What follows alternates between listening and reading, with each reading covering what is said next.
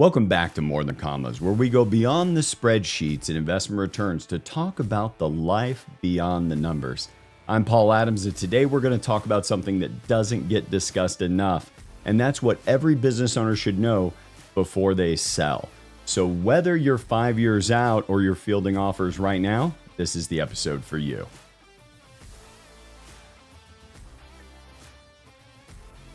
Now, there's this moment I've seen time and time again in the eyes of a business owner. The deal is done, the papers are signed, the wire transfer hits the account, and for a split second, there is a sense of elation. But what often follows isn't what you'd expect. It's not champagne and it's not celebration. It's silence. Sometimes it's relief, but sometimes it's a confusion and a sense of, now what? If you're thinking about selling your business, or even just starting to build toward that future event, I want to share some of the key things most people don't realize until it's too late. You see, the first is you're not just selling a business, you're ending a season of your identity. You know, your business has been more than a job. It's your creative expression, your source of confidence, maybe even your second home. Selling it doesn't just close a chapter, it shifts your identity. The first thing I tell business owners, your exit plan isn't just financial, it's emotional, it's spiritual, it's relational. Who will you be when you're not the CEO anymore? Have you thought about what's going to give you purpose Monday morning after you walk out that door of your business you built on Friday? Retirement sounds great until you realize you're retiring from something and you haven't figured out what you're retiring to. Now, second, the numbers can be deceiving.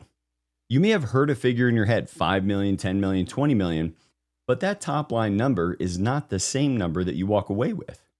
Taxes, debt payoff, deal structure, earnouts, each of those take a chunk of money.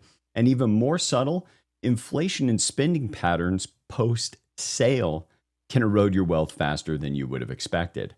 And if your post-sale lifestyle isn't aligned with your actual financial picture, you could end up feeling more stressed after the sale than before. And that's why at Sound Financial Group, we emphasize modeling not just the exit number, but what life after the exit is actually going to cost. Now, number 3, you might miss the people more than the work. You see, this one catches folks by surprise. You might not miss the grind, late nights, customer complaints, but you might miss the hallway laughs, the team camaraderie, and the shared mission. We've heard it said, I didn't realize how much my day was filled with meaningful interactions until after the sale, and that's when the silence was deafening. That's why we encourage people to build community before the exit. Church groups, mentoring other business owners, volunteering, not as hobbies, but as vital relationships that can fill this relational gap. Now, number 4, buyers are not just buying the business, they're buying you. If you're still in the negotiation phase, understand this, most buyers don't want to buy a black box. They want a story, they want a system, and they want a handoff. If everything that makes your business work is in your head, you're either going to get a lower offer or a longer earnout. Build systems, document workflows, empower your leadership team. These things not only increase valuation, but they also allow you to step away and have a little freedom before you sell the whole thing.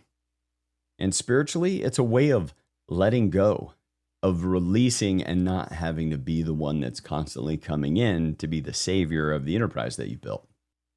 Number 5, money won't tell you who you are. You see, here's the hardest truth. The money's going to hit your account, but it's not going to answer your biggest question. Was it worth it? Did I build something that lasts? Or what now? You see, these answers come from values, relationships, and vision for your next season of life. We always tell our clients the biggest risk post-sale isn't taxes or the market, it's drifting. You see, if you don't have a plan, you'll be tempted to re-enter the chaos, not because you love it, but because maybe you fear the stillness. And if that's where legacy lives or dies in the choices we make after the big win, it's really important to pay attention to what your game plan is after the big win. This episode is brought to you by Sound Financial Group. At Sound Financial, we specialize in helping clients build strong, long-term financial strategies for their retirement. If you're looking for personalized advice to help manage your wealth, visit us at sfgway.com to learn more about how we can help you achieve your goals. Okay, guys, number 6, we're almost to the end of this list. The best time to prepare was 5 years ago, but the next best time to plan is now. Even if you think your sale is a decade out, you want to start planning. And that's where you're going to do financial modeling, tax strategies, making sure you're emotionally ready, and maybe most importantly, the leadership transition and making sure that you have a cadre of leaders that are ready to take over when you exit. The longer the runway, potentially the smoother your landing could be if you prepare for it. And the less likely you are to wake up post-sale wondering why it didn't feel the way you thought it would.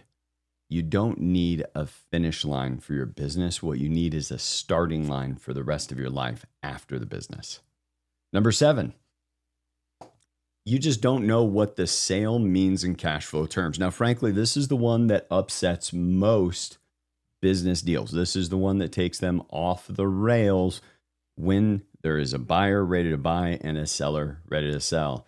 People don't know what the post-sale number is going to mean in cash flow and retirement.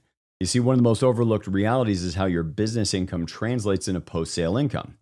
Say your business is generating $500,000 annually and you sell it for $5 million. That's going to seem like a big win, but after you pay taxes on the $5 million, you've got $4 million. And that $4 million at a 4% distribution rate is $160,000, a far cry from the $500,000 that business owner was enjoying prior. It's a massive income shift, and it will be painful if you haven't adjusted your lifestyle. And you can see why somebody does that math 3 months before close and then says, I'm not selling the business because they can't afford to. Cash flow planning before the sale is key. It's not about the net worth. It's how the net worth is serving the rest of your balance sheet, and more importantly, how it's serving your cash flow for the rest of your life. So with that, here's what I want you guys to remember today, is that if you know someone who's building toward a business sale, forward them this episode. It might save them from a few key regrets and help them enter their next season of life with clarity. And as always, don't forget to subscribe, leave a review in the podcast, leave some comments below here on YouTube, and always get a chance to check out sfgway.com for more resources. And if you're of interest, schedule your philosophy conversation. Well, thanks for joining me on More Than Commas. I'm Paul Adams, and I'm reminding you the sale of your business isn't the end. It is a turning point, and you don't have to walk through it alone. Next episode, we are going to explore how your finances might be saying more about your life than you think. So until then, go back to building a great life.